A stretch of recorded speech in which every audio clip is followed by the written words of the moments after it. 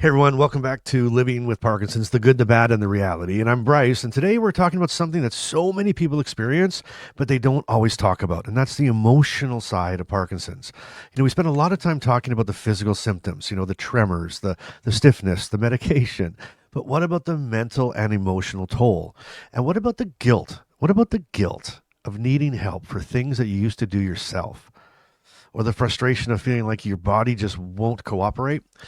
Or how about that awful feeling of being a burden to your family, your friends, and even at work? Can you relate? I sure can, because if you ever felt like this, I want you to know that you're not alone, that this is something I struggled with too. And today I want to open up about it. So I want to share some of my own experiences, and I want to talk about ways to shift your mindset. And I just want to get right into this because it's that important. You know, you don't realize how much you take independence for granted until Parkinson starts making everyday tasks harder. Like everything you do is just harder and slower.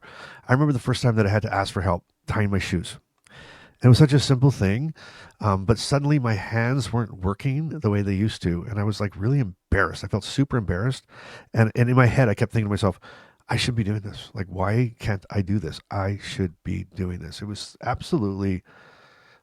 an awful experience at the time. I was like, I was mortified. I was actually mortified, and I'm sure if you have Parkinson's or your loved ones have Parkinson's, I'm sure you're experiencing this.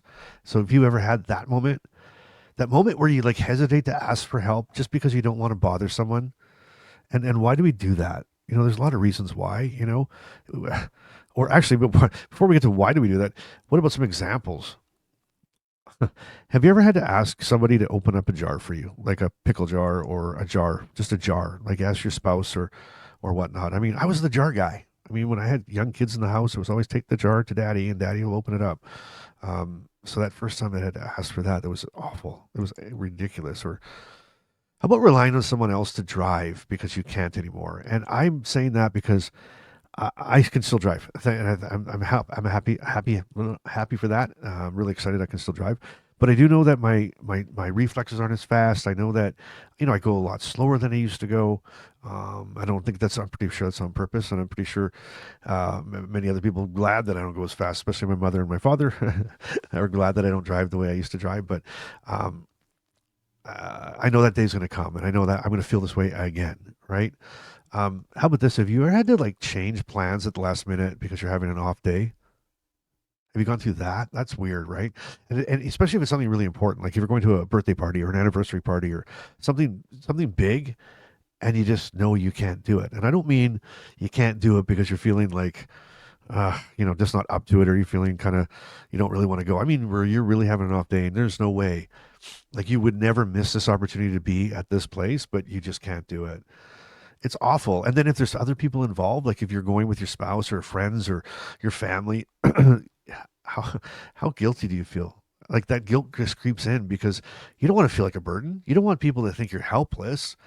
But let me tell you something. Needing help doesn't make you weak. And I had to really learn that. And let me say it again. Needing help does not make you weak. The people who love you, they want to help. They don't see you as a burden. They see you as family. They see you as a friend. They see you as somebody that they care about. And I get it. I get it. I get it. Sometimes the hardest part is just convincing yourself of that. And I get it because I've been there and I've done that and I still do that in certain instances. And sometimes even when I think that I've conquered this and I've got the right mindset and I've mastered everything, something will happen. It'll creep up, right? And it's that frustration. And let's talk about that. Let's be honest. Sometimes Parkinson's is just really damn frustrating. I almost said the F word there. I might have scared some of you away, but it's really damn frustrating. Your mind is sharp, but your body won't cooperate. You want to move fast, but stiffness slows you down. you, you know what you wanted to say, but your voice doesn't always come out that way. Oh my gosh. It doesn't come out the way it used to come out, and that's me. I that video 2 times ago, or two times ago, 2 episodes. I think it was 2 episodes before. I mean, literally sitting here saying that somebody wanted me to get a second and a third and a fourth, and I stalled. Like after diagnosis, they didn't believe I had Parkinson's. They wanted me to get a second, a third, and a fourth, and I finally gave up. And it was almost mortifying because I these are like live to tape, so I have to go with it. And I'm like, how, what's the word? So I actually said, hey, if you didn't know the word, help me out, put it in the comments. And I think a couple of people got it. They're like, opinion, second, third, fourth opinion. And I'm like, opinion. Like opinion. I can see the word opinion. I know the word opinion. I've said the word opinion a million times.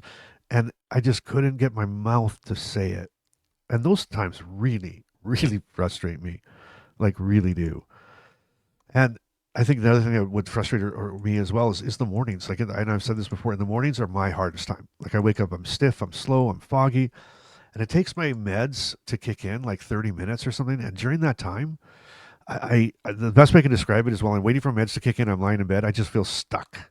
I feel stuck, and I've said, I feel like the Tin Man from Wizard of Oz. I need to get some oil before he gets going, and that's me. I'm just laying there waiting for this levodopa to kick in so that I can get moving again, and slowly but surely. And it's very frustrating waiting for your body to catch up to your mind, and that's something so new, right? Your body catching up to your mind.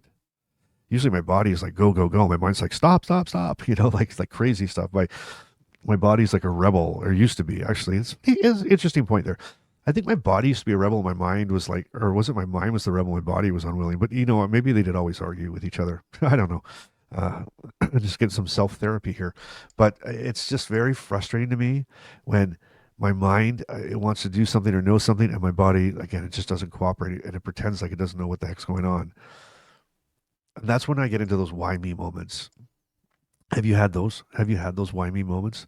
Those times when you think, I didn't ask for this. I didn't do anything to deserve this. This isn't fair. And you know what? Here's the truth. You know what? You're right. You're absolutely 100% right. It is not fair. But here's the one thing that we don't get to choose our circumstances, do we? We don't. We don't get to choose our circumstances. But we do get to choose how we react. We do get to choose how to react to them, don't we? And that's what I try to remind myself when that frustration kicks in. I've got it. This is happening to me, right? It's happening to me. I can choose to be pissed off and grumpy and mad, or I can be like, okay, I don't want this. I just remind myself that it's trying to frustrate me. Think about it that way. This Parkinson's is trying to frustrate me. And the less frustrated that I get with myself and with my body, it's sort of like the better I feel. It's like again, I'm winning. It's like this fight. It's like we're having this fight against Parkinson's. And if you have Parkinson's, you know what I'm talking about. You really know what I'm talking about. And if you don't, if you're a loved one, or a loved one or love somebody who has Parkinson's, hopefully I may be describing it in a way that makes a bit of sense, right? It's like it's just very, very frustrating. So there has to be some patience. If you're a caregiver out there, sometimes there's patience needed. Patience needed. And speaking of caregivers, that's one of the hardest things about Parkinson's is that you feel like you're holding people back. You really do. You start wondering, like, is my spouse getting tired of taking care of me? You know, are my kids missing out of things because of me? Do my coworkers wish that they didn't have to accommodate me? That it's overwhelming. The feelings can be just completely overwhelming. But I want to tell you something really important. And again, listen to me, please. You are not a burden. You're not a burden. The people in your life don't love you because of what you can do or you can't do. They love you because of who you are. And yes, Parkinson's does change some things, but it doesn't take away from who you are. It doesn't take away your worth. It doesn't diminish why they fell in love with you in the first place or why they want to be with you through this. So if you're struggling with this, you need to start talking to people. You have to. I'm promising you. If you're watching this right now and you're going, "Oh my God, that's me," you need to start talking. You need to be open about how you feel. Most of the time, the fear of being a burden isn't is it's just in our heads, right? It's not actually how others see us. So the longer we don't talk about it, we just feel bad. We feel guilty. We feel grumpy. We feel cranky. We're frustrated. We're just feeling like I'm a burden. They don't need to live like this. Have you ever said that? They don't need to live like this. This isn't the retirement they thought they were going to have. This isn't the life they thought they were going to have. They have to have their own life. That type of thing. That's when you need to stop and you need to talk. And you need to tell that person or those people who you're feeling that way about, and you need to tell them exactly how you're feeling. Because I promise you right now, I promise you, if they love you, and I know they do because they're with you and they're seeing this through and they're walking this journey with you, as like someone said someone said a couple comments ago that it's our journey. We were diagnosed, right? Because we're in this together. I guarantee you that person in your life does not feel like you're a burden. And guess what? If there is somebody in your life that's make you feel like a burden, I had somebody in my life previous years ago that made me feel like I was a burden. Again, guess what? That's on them. That's on them. That's not on you. And you know what? If you do have people like that around, you need to get away from them. I don't care what it takes. You get away from those negative people and people that don't have the best for you and don't want you to be your best and think that you're a burden. You need to get away from them and get around people and surround yourself with people who lift you up and not tear you down. And that could be you might not that could be for anybody. That's just a Parkinson's thing. You need to get away from people that tear you down, people that speak poorly of you, people that make fun of you, people that don't make you feel less than. And there's a big distinction here, and I want you to be really, really careful what I say here. You might say, "Oh, this person makes me feel like I'm a burden. This person makes me feel like I'm less than." Okay, and then I would ask you you and I were sitting here, I was coaching you right now. I'd say, "Okay, and what did they say when you told them that?" And they like, "I didn't tell them. I just left." Huh. Well, you know what? A lot of times, as I said earlier, it's in our head. You think they think that. You think they feel that way. You know what? They have bad people that are your loved ones that are caring for you and around you. They have bad days too. They have grumpy days too. They have frustrated days too, and they are allowed to be frustrated too. Can I get an amen to that? Amen. As all the caregivers said, amen. Anyway, that was hilarious. That was actually funny. But that's what I mean. So you have to give each other a grace. You have to give each other a spot, but you have to talk about that. And I promise you, if you're feeling like that person over there thinks I'm a burden, okay, and I'll give you all the permission in the whole world. If they say yes, you're a burden. Yes, I don't like this. Yes, I don't want to be part of this. Then leave. Then get out. Pack it up. Let's go. Let's figure this out. Let's figure this out today. Because I have some good years left of me, and I'm not going to waste them trying to prove myself that I'm good to somebody else. So that's your ticket. But I promise you, the real people, the people that really love you, the people that really care for you, are not going to tell you that you're a burden. They're not, and at least now they know, and they know how you're feeling, and they might be able to even empathize with you even better. That's pretty heavy stuff, man. I'm talking to myself right here. It's amazing, but I guess that's the thing. And how do you deal with that? How do you deal with these feelings? How do we stop? How do we stop this guilt and this frustration, the self doubt from taking over? Okay, well, I'm going to tell you what helped me. Okay, number one, I said it already. I always give my stuff up before I get there, but you got to give yourself grace. You have to give yourself grace.